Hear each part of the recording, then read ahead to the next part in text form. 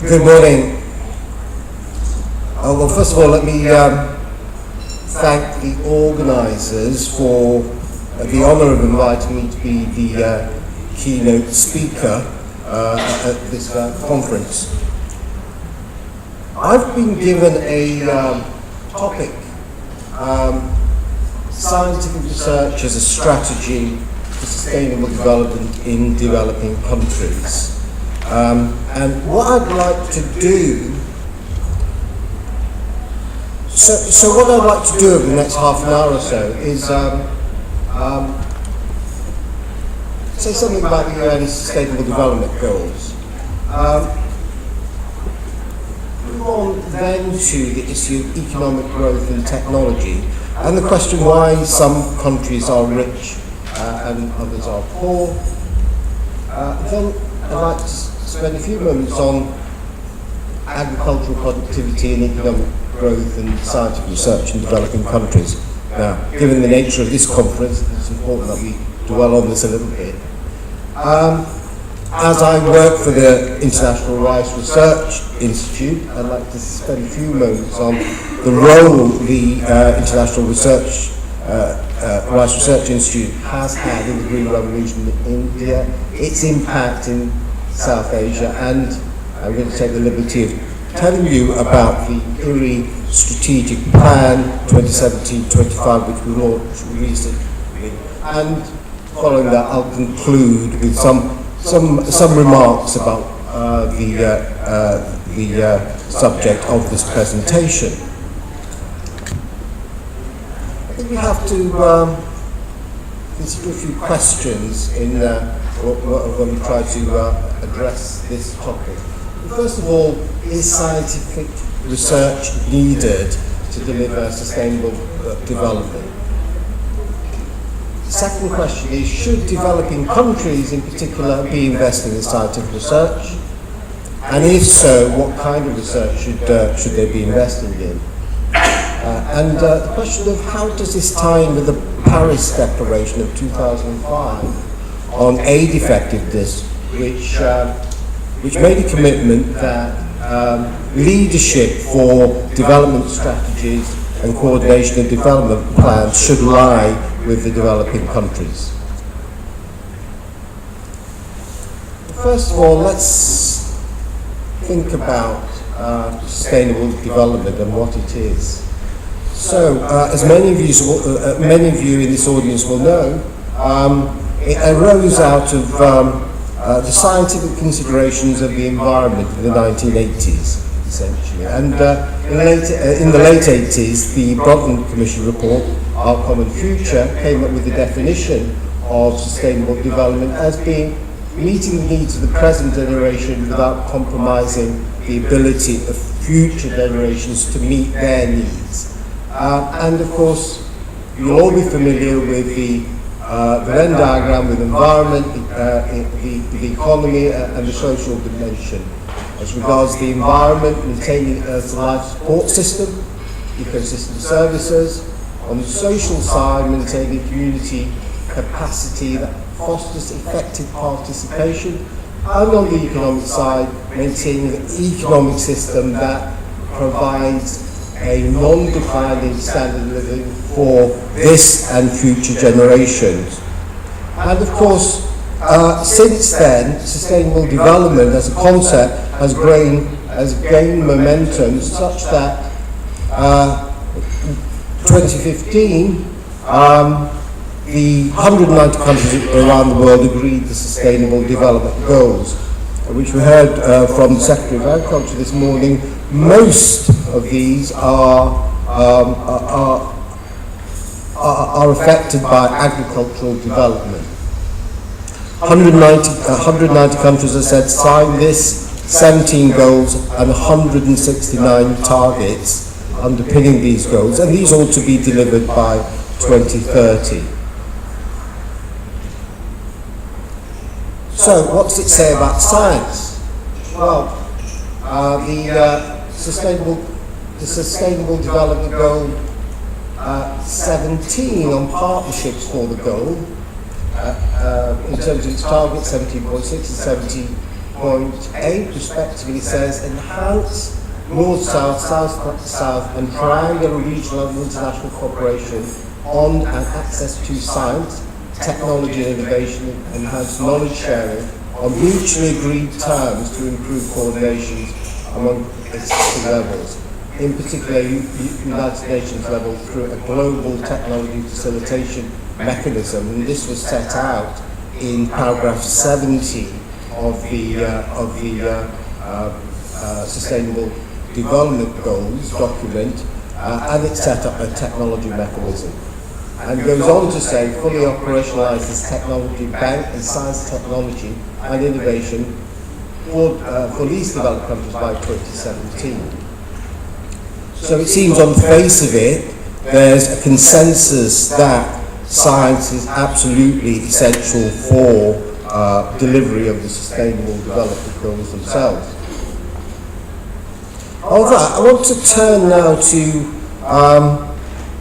the issue about economic development, and in particular the question of why some countries are rich and others poor, often starting from the same point. And of course, economists have been thinking about this for a very long time, since the days of Adam Smith, and there continues to be an outpouring of books and research on this topic.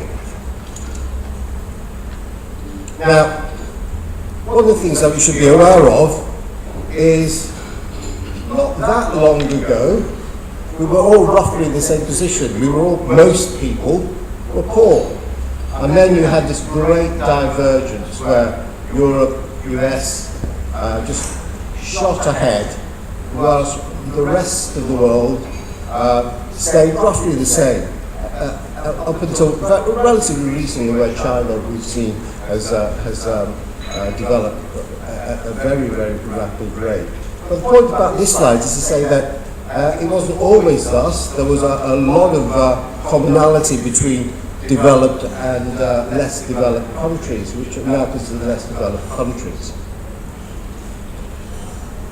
But one of the things that we do know now, in terms of the work of a number of economists, development economists, is that technological change is the basis of the wealth of the developed countries. So this is taken from Sully's model, and he got the prize in maybe in 1987. And what this shows is that this point here, this is the line showing the output in GDP. This is required investment or depreciation, and this is saying this is actual investment. Now, the nice thing about this model is that it shows a number of things. One is that early on, as you increase the amount of capital, you get rapid growth. But as you go further up, the additional increase in capital doesn't increase growth that much. And that's what you find in many countries that are catching up. There is rapid growth with investment, and in developed countries, relatively low growth, but some growth nonetheless. So he makes a distinction between catching up growth and cutting edge growth. The important point about cutting edge growth, this here, is that it is determined by technological change. And what you find is, as you get technological change, innovation for new ideas, this curve goes up, so does this, and you get a new stable state further up. So the country gets richer. In Solo's model itself, technology and new ideas was exogenous. It couldn't be explained within the model, but other economists like Paul Roebner have worked on this and developed an endogenous growth theory. The point about this is that innovation is the key to increasing productivity and therefore economic growth. And of course, economic growth is necessary for poverty eradication. And I think this model is quite interesting. If you look at the difference between Ghana and Thailand over time, you will see that mid-60s were roughly in the same place. And Ghana's roughly stayed the same in terms of GDP per capita, whereas Thailand has increased its GDP per capita quite considerably. And the question is, how do you explain that? One explanation comes from work by the Harvard economist Ricardo Hausmann. And what he's done, he's plotted what he calls the economic complexity index against GDP per capita. And what he finds is that you have the least developed countries down there and the most developed countries up there, and Singapore right at the top, for example, down there, up there. And what this shows is the correlation between what he, as I said, what he calls the economic complexity index, which measures the ability of countries to do different kinds of things. What's important for growth is increased productivity, an inference we've got from the previous slide that I showed. And productivity growth is a function of innovation and technical change. So this work, and it's very interesting, it's available on the web, it's called the Atlas of Economic Complexity. I very much recommend people look at it, but what they conclude is diversity of know-how is the key. So what a country should do is develop knowledge and capability in different fields. And interestingly enough, PACE, the standard model of economics, focusing on your comparative advantage. So if you're in the agricultural economy, just focusing on agriculture is, they say, the worst thing that you could do. Another perspective is the National Innovation System perspective, and there's been a great deal of research interest in this. And essentially it's a model where it explains economic growth through the interaction between the education system, particularly universities, government and business. In this model, there's a central role for government in funding research as a public good, the growth of university business linkages. And what you find from this literature is that wealthy countries, developed countries, have the most developed innovation ecosystem. So again, you see in this kind of analysis, and again it's published by Harvard and the European Business School, countries like Singapore, Finland are right at the top of the National Innovation Index.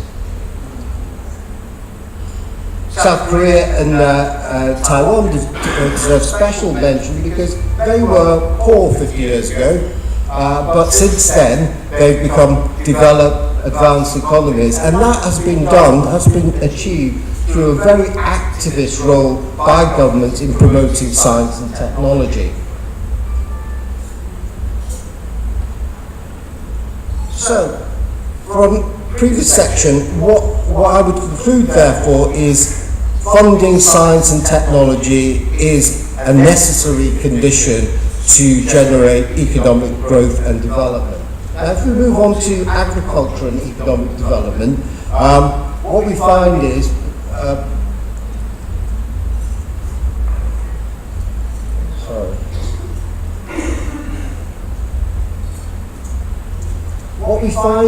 a dynamic agriculture sector is essential for our economic transformation, and that's a famous paper by Johnson Mellon in 1961. And what they found was increased productivity. Agriculture provides food with factors of production, labour, and the labour generates savings for urbanisation and industrialisation.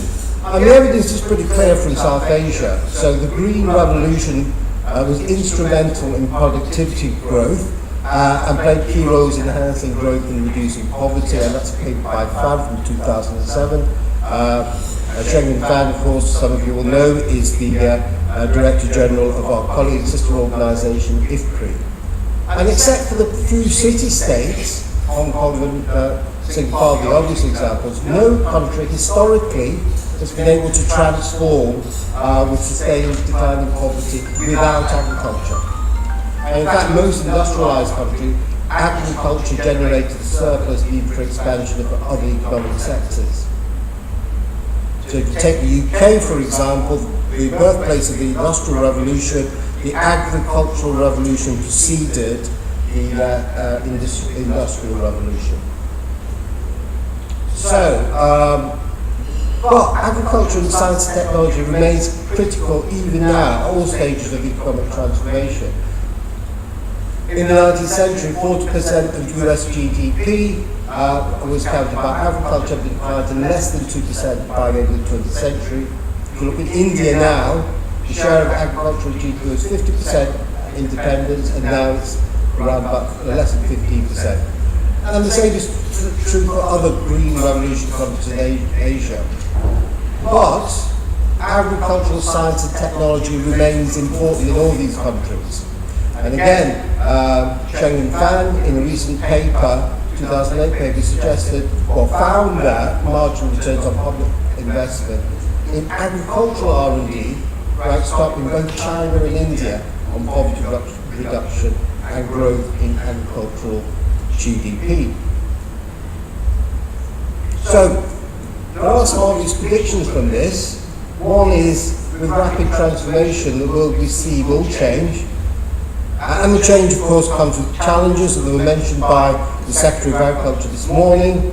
Climate change, global swarm population increase, pressure on land, water stress, etc. So science in general, and agricultural science and technology in particular, have to be equipped to tackle these challenges for development to be sustainable.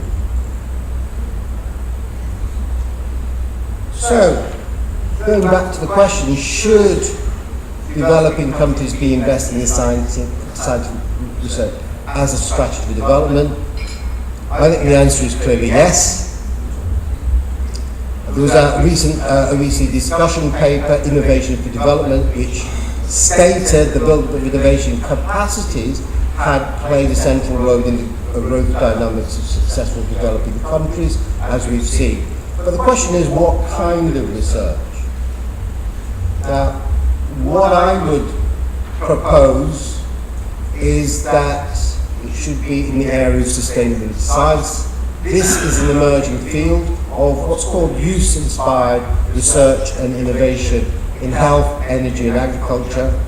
It's defined by being problem-focused, and it's conducted by drawing on and integrating research from natural and social science, medical sciences, and using the results for policy action. So it's not simply an either-or between basic research, which a lot of developing countries are told that's not appropriate, and it's not just a matter of applied research, it's a matter of combining, drawing on and integrating from both these areas for what's called use-inspired research, sustainability science. So this is work done by Professor W.C. Clark from Harvard University. In agriculture in particular, what we need, I think now, given the pressures that I've talked about, climate change, etc., population pressure, pressure on land, pressure on water, is a new green revolution. And indeed, when we will drill down into the targets of the SDG 2 on zero hunger. One of the targets is increase investment through enhanced international cooperation, rural infrastructure, agricultural research and extension services, technology development, to enhance agricultural productivity in developing countries. And when you look at the data, you will find that agricultural R&D in South Asia has increased, and particularly in India now, the agricultural R&D spend in US dollar equivalent, PPP equivalent, is very substantial. That's nearly $3.3 billion a year, and that's had a profound effect in the Indian agricultural system, but not only in India, but also in Pakistan and Bangladesh. Significant increases in agricultural R&D.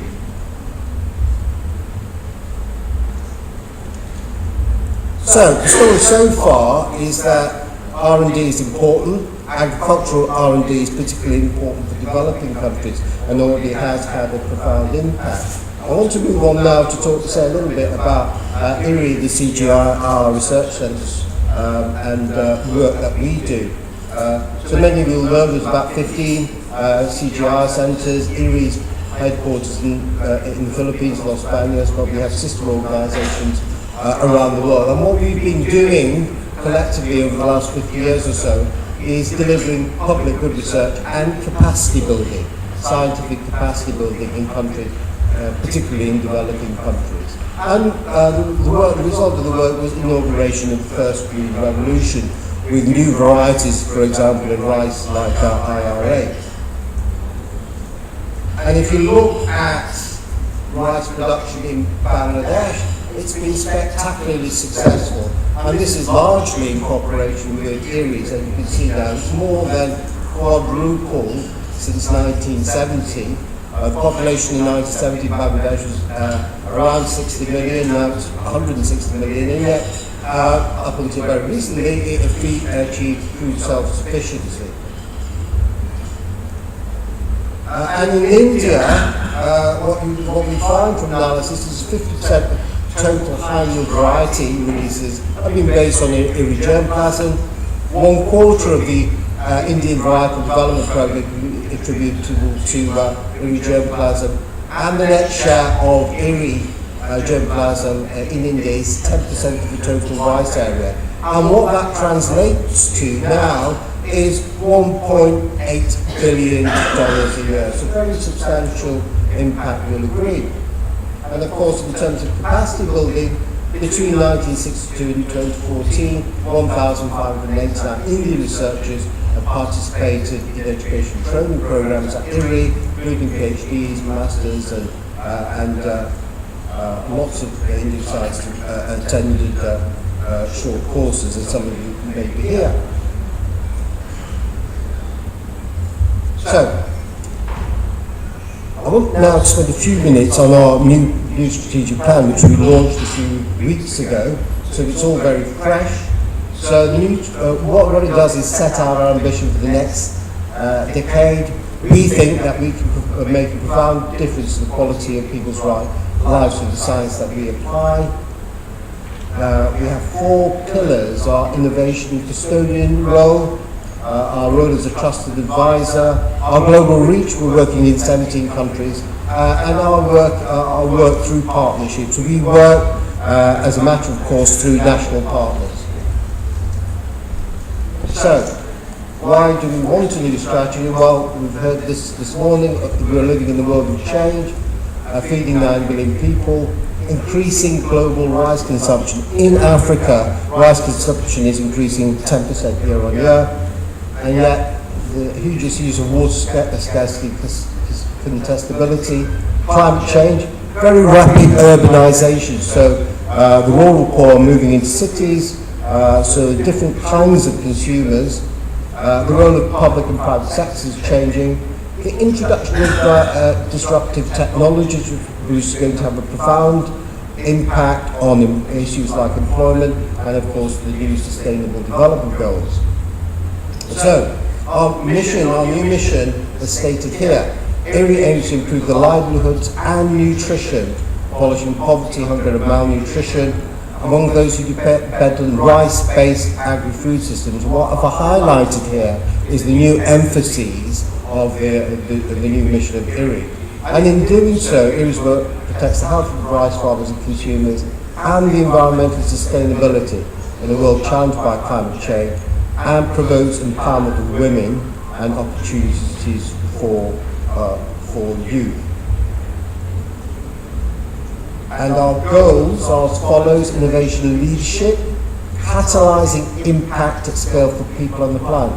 That is about working in partnership. We are a relatively small organisation working in 17 countries, and therefore we must work with partners to help catalyse impact at scale.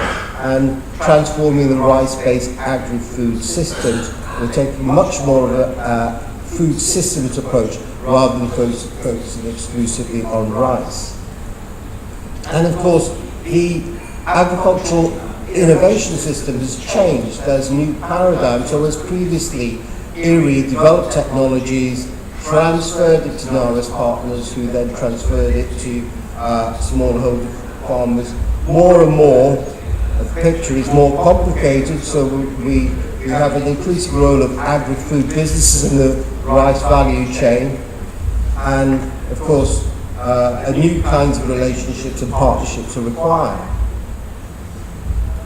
And if you look at the rice value chain, whereas previously focused very much on farmers, moving on to the input side, seeds, fertilizer, etc., more and more we'll be looking at the complete food chain. So bringing in the millers, the markets, the distributors, and of course, importantly, looking at it from the perspective of the consumers and their needs. So the kinds of research that we're doing at IRRI, I'll just give you a brief glimpse of it. So in terms of genetic resources, IRRI, like a number of other commodity-based CGI institute, is the custodian of the gene bank, rice gene bank. So we have over nearly 130,000 accessions of cultivated and wild rice. The point is only a small proportion of this is being used in breeding, a very small proportion indeed. So one of the things that we are doing is develop a new strategy for breeding to deliver the best from the genetic environment and crop management to develop integrated solutions. If you take a look at this graph here, what you will see, if you can see it, is that if you look at just new varieties individually or management individually, you get significant increases in productivity, improving those. But if you take them together, you get 89% increase. So it's not just about varieties, it's not just about management, it's about combining the two. And of course, alternative wetting and drying is a major area of focus for us. The idea about this is that it turns it around. So instead of developing new varieties based on a single trait, what we do is identify a profile for rice, given consumer preferences, given environmental conditions, and then work backwards and then develop a new variety. Another example of success is the stress-tolerant varieties. Now, the sub-1 gene is a gene that was introduced in rice a number of years ago now, and now it's being delivered. So what that sub-1 variety allows you to do is that rice being submerged for up to 14 days, and yet without too much loss of productivity. So now it's being adopted by around 5.5 million people in Bangladesh, India and Nepal. Other areas we're working on, and this includes work in Sri Lanka, is on the Corrugat project. What we find is that with varieties, the actual yield is less than what is potential, and through interventions you can get the full potential of the yield, and that's been very successful, and it's entering into its third phase. Golden rice. Some of you will know about this. It's a genetically modified rice variety that's been developed by IRRI with support from a number of international funding organisations. What this contains is beta-carotene, vitamin A, to address a serious problem with stunting. In South Asia, levels of stunting are around 30-40%. So there's a real imperative to intervene in the dietary system to reduce those levels of stunting, and golden rice is one possible solution. The other area we're working in high iron and zinc rice. There's a real problem with with anemia in South Asia, part of the undernutrition issue, so a number of varieties we've developed with high iron and high zinc. And of course I mentioned the rice-based system, so it's not just looking at rice, but looking at rice within a system with fish, other staples, vegetables, energy, using rice straw as an energy source, and legume and pulses. So the idea behind this is to ensure that the farmers have incomes. So it's about improving incomes as well as meeting dietary needs as well. So I want also to announce here the establishment of the IRI South Asia Regional Centre. We've been given some funding by the government of India, and we're establishing a IRI laboratory, a facility in India. It's going to be based at the National Seed Research and Training Centre. It'll have three elements: the grain quality and nutrition, a centre of excellence of rice value addition server, and that will look at biofortification, heavy metals, glycemic index, but also look at a number of other things like understanding the mega varieties and untapped speciality rice. The mega varieties are quite interesting phenomenon in India. So notwithstanding the release of about 400 varieties over the year, about a dozen or so are used, account for about 90% of all rice. Supporting the modernisation of breeding programmes, as I said, value chains and market preferences. The point about this will be a facility for South Asia, all SAARC countries. So I just want to finish now with some concluding remarks. So first of all,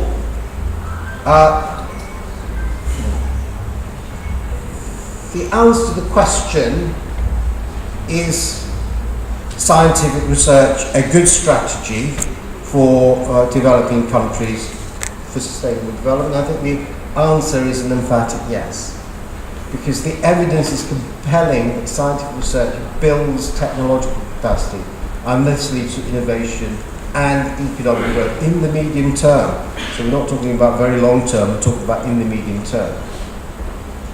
However, I think corporates too would do well to focus on sustainability side with its problem focus and social dimension. And importantly, this would give substance to the Paris Declaration commitment that countries should lead their strategy and development plans, because without that capacity, the idea of leading your development strategy and plans just becomes an aspiration. You need to have that capacity internally to be able to take that leadership role. Well, thank you again for your attention.